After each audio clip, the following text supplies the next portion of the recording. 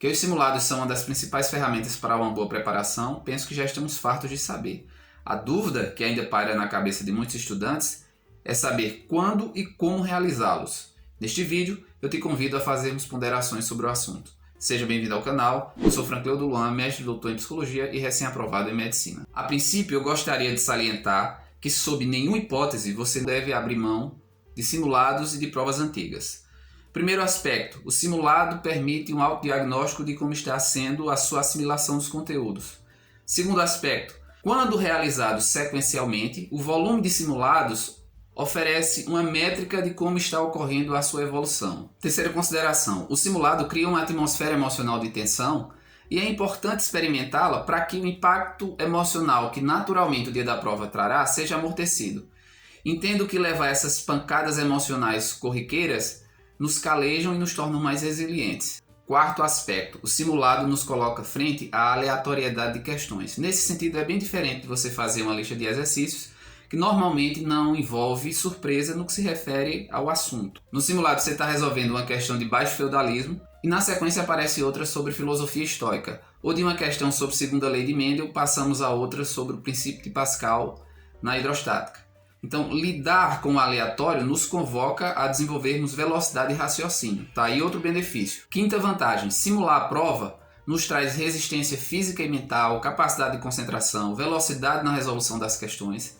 Em sexto lugar, os simulados oportunizam criar e refinar estratégias de provas.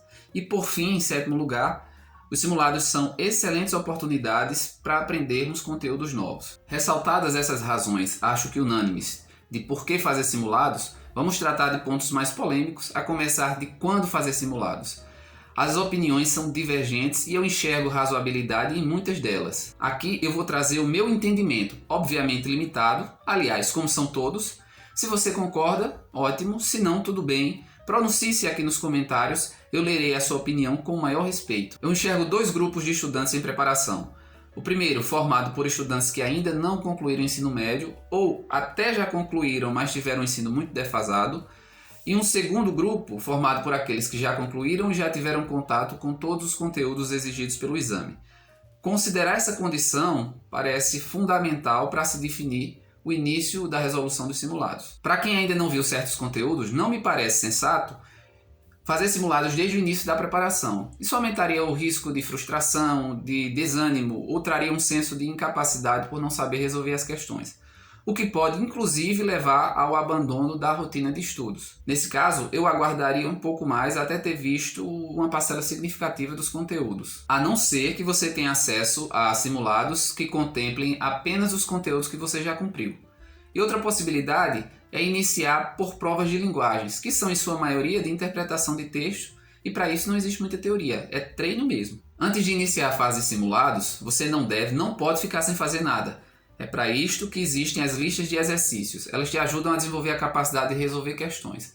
Diga-se de passagem, não faz muito sentido fazer simulados se você ainda não desenvolveu a prática de resolver questões. Além disso, o que você pode fazer nesse momento é customizar ou personalizar os seus próprios simulados. Eu chamava de simulados artesanais. Você pode fazer com seus próprios materiais de questões ou mediante plataformas que ofereçam essa possibilidade.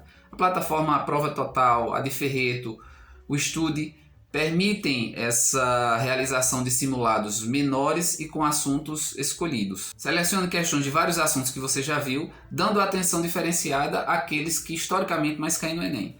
Por exemplo, ondulatória e eletrodinâmica devem estar mais presentes nos seus simulados do que física moderna ou hidrodinâmica. Então podem ser 45 questões de ciências da natureza, embaralhe as questões e defina um tempo, em média 3 minutos por questões, e aí você tem 2 horas e 15 para resolver o seu simulado. Com isso, você tem a oportunidade ao mesmo tempo de revisar e aprofundar conhecimentos. Para o grupo de estudantes que já tiveram contato com todos os conteúdos e já têm uma boa experiência na resolução de questões, eu entendo ser viável inserir a prática de simulados na rotina de estudos desde o início da preparação. Claro, faz primeiro uma revisão dos conteúdos para reativar as memórias e depois de 2 ou 3 semanas realize a sua primeira simulação. Agora, a periodicidade é algo bem particular. No primeiro semestre eu fazia de 2 a 3 simulados por semana, sendo 2 provas referentes ao segundo dia e uma prova referente ao primeiro dia. No segundo semestre eu aumentei a frequência de provas fazia 4 provas referentes à ciência da natureza e matemática e uma prova referente a linguagens humanas e redação. Eu distribuía dessa forma porque eu tinha a necessidade de melhorar mais o meu desempenho nas provas do segundo dia do que do primeiro dia. No tocante a como realizar os simulados, acho oportuno tentar criar um microambiente das condições de prova. É importante considerar as variáveis fisiológicas, físicas, controlar o tempo e o ritmo de prova cronometrando. Eu até simulava com meia hora a menos, fazia a prova do primeiro dia em 5 horas em vez de 5 horas e meia e a prova do segundo dia em 4 horas e meia. Aqui no YouTube você também encontra vídeos de simulador de provas do Enem, inclusive com a voz do fiscal. Eu vou deixar o link aqui na descrição do vídeo. Faça o simulado sentado direitinho, tem gente que faz prova deitado. Não use calculadora, não use fone de ouvidos, caso você seja acostumado a estudar ouvindo música. Levante-se o mínimo possível, deixe água, se preferir alguma comida próxima a você. Tente reproduzir as condições que provavelmente você vai encontrar no dia da prova. Em relação à prova em si, defina uma sequência de resolução. Eu começava por matemática, e aí resolvia algo em torno de 38, 39 questões. Depois passava para a ciência da natureza e igualmente resolvia aproximadamente 38 questões. Restavam apenas aquelas questões mais trabalhosas. Para fazer essa primeira passada, eu demorava 3 horas, 3 horas e meia. E no tempo restante de prova, eu voltava para essas 15, 16 questões mais complicadas e tentava resolver o máximo possível. Isso é importante. Se eu não tivesse a mínima ideia de como resolver uma questão, eu não chutava nos simulados, deixava sem resposta.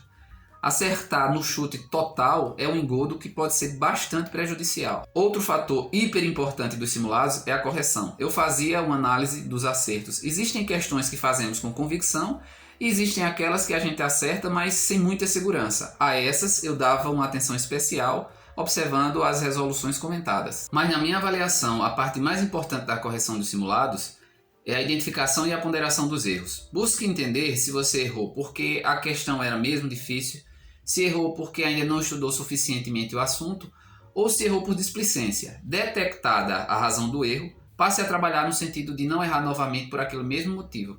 E aí sim, o simulado se torna um instrumento poderosíssimo de sua preparação. Bem, espero que este vídeo possa ajudar na preparação de vocês. Se você gostou, inscreva-se no canal se ainda não é inscrito. Curte, comenta e compartilha com colegas que estão na mesma batalha de preparação.